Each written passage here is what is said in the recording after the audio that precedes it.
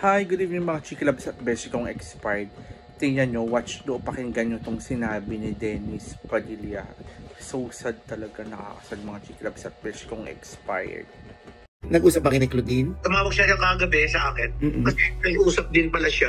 She had I think 2 Viber messages to Marjorie. Nakikiusap siya na baka pwede naman ako umaten. Bibigyan ako ng gift ko kay Claudia. Tapos parang pangatlong message niya, binura. Tapos binlock na siya. So hindi na pumasok yung messages niya. Kaya iyak siya ng iyak nung gabi. Tapos kahapon ng umaga sabi ko, Claudine, dahil na hindi ka invited, pumunta ka. Huwag ka matakot. I'll sit beside you. Alam mo naman gaano ka-support dyan sila Claudia. Oo. Parang anak niya eh. Umiyak si Claudine. Sobra. Kagabi.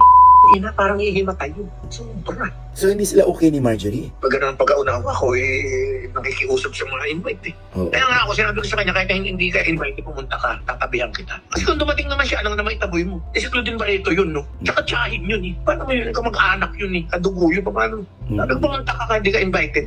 Sabi ko, tapang-tapang ko pa, mabuti na lang pala, hindi pumunta. Eh, mas grabe pala yung nayabang mo kasi siyempre, feeling ko, father of the bride ako. Pumunta ka, ako bahala sa'yo. Okay na, hindi siya pumunta. Even Gretchen? Wala, hindi rin invited dahil kira siya. Alam ko si Claudia, ayaw niya yung nangyari. Alam ko, nakifeel ko, ayaw niya yung nangyari. Gusto niya akong umupo doon eh. Gusto niya akong kasama maghatid sa kanya. I can see it in her eyes eh. Nararamdaman ko kahapon eh. Pagharap niya sa mga tao, hinahanap niya ako. Ah, talaga? Saka diba, hindi wala ka nang babalikan. Anong babalikan mo? Wala ka nang babalikan eh. When you say wala ka nang babalikan, ano yun? Anong babalikan mo? Natapos na yung wedding eh. Anong babalikan ko? Paano ko i-rewind yung moment na yun? Kaya busy ngayon ako dahil nag-delete ako sa Instagram ko eh. Wala pa ako sa kalahati. Ang dami pala. Sobra ngayon ko na na-realize through the years. Ang dami pala. OG, grabe. Tingnan mo yung Instagram ko. Ang dami. Napagod na ako ng kakadelete. Ang dami namin. Ang dami ko palang na-post. Birthday, Valentine's, Christmas, New Year. Grabe, ang dami pala. For pictures. Ito yung mga pakiusap mo pa sa kanila na makita sila, makasama sila. Ngayon ko lang nakita yung iba nasa ilalim. Ang dami, sobra. Pwede mong i-collage to. Grabe to. Ikaw magiging main witness ko dito sa buhay ko na ito pag nawala ako. Nakahinga ka na? Yes, I did. Okay ka na? No, yes. Naiyak lang ako pero sarap. I feel good. I feel good now? No, I feel good kasi, di ba? Nailabas mo na number 2, it's done. It's finished. Done na.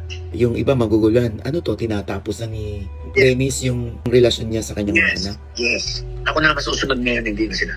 Pero hindi natin alam, Dennis, baka biglang isang araw magkasama. May problema, hindi naman nila ako makakausap at makikita. I will give them any chance to see me or talk to me. I will not give them any chance. I-mention mo yan. I-mention mo yan. Ayun ang papakiusap ko sa'yo. You have to mention that pagka nag-vlog ka. You have to mention that. Sinabi sa akin ni Dennis, hindi nyo siya makakausap na, hindi nyo na siya makikita. And that is final.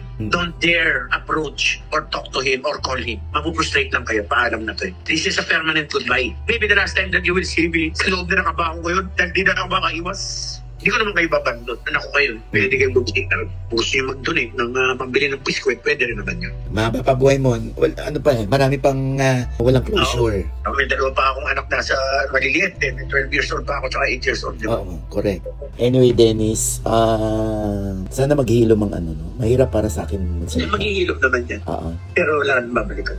Maghihilom naman, pero wala nang babalikan. Would you say na you've done your part as a father? Lahat.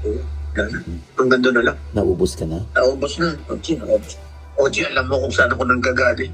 Ang saya-saya pa naman, nagpunta ko. Tuwan-tuwa ako nung nakita ko kayo.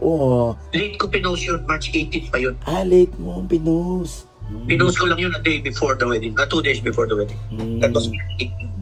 Dennis, wala ka bang ibang inkling or totoo bakit biglang sinabihan ka ni Claudia na parang hindi na matutuloy ang kasal? Hindi ko alam bakit. Hindi, sabi niya parang si Bastero parang hindi masyado excited for almost a week na. Kaya parang nanduda na rin daw siya kung tutuloy pa. Siguro may jitters minsan, di ba? Baka yun. So, feeling mo naman, hindi dahil ayaw ka na lang niyang patinin, kundi sa yun na napansin niya kay ano. Di ba ganun pag kinakasal? Nervyos. Anyway, meron ka bang message sa mga hindi nakakaunawa sa iyo? Message ko lang sa mga yung mga nagbabasa, sa mga nakikinig o nagbabasa. Pag magulang na kayo, baka maintindihan nyo. Pero kung hanggat hindi kayo magulang o hindi kayo tatay ng isang daughter, wala kayong karapatang mag-comment.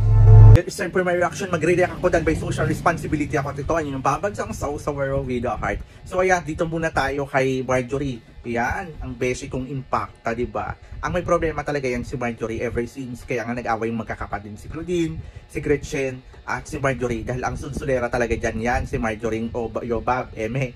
So, alam nyo ganyan talaga sa magkakapatid, no? Talagang may pasaway dyan, may matigas ang pest dyan. Pero ayun nga, nakakasad lang kasi nagulo ang family nila dahil sa isang miyembro ng pamilya. Tapos ayun pa yung tatay naman, saka sa anak, mababait naman yung anak eh. Ang problema lang talaga yung nanay. So, ayun, good luck na lang sa mangyayari sa inyo. At kayo naman mga anak, kahit anong nangyari, 'di ba, sa mga magulang nyo, still magulang nyo pa rin yan. Hindi kayo magiging tao kung hindi dahil sa mga magulang nyo, nanay nyo o tatay nyo. Kaya, irespeto nyo, nasa Bible yan, 'di ba? Honor your parents, 'di ba? Parents talaga, 'di ba? So, kakasad lang. Ewan ko kung anong mangyayari, pero kung ano bang mangyayari, ayun, sana magpatawad na lang kayo sa isa't isa. Okay? Good night.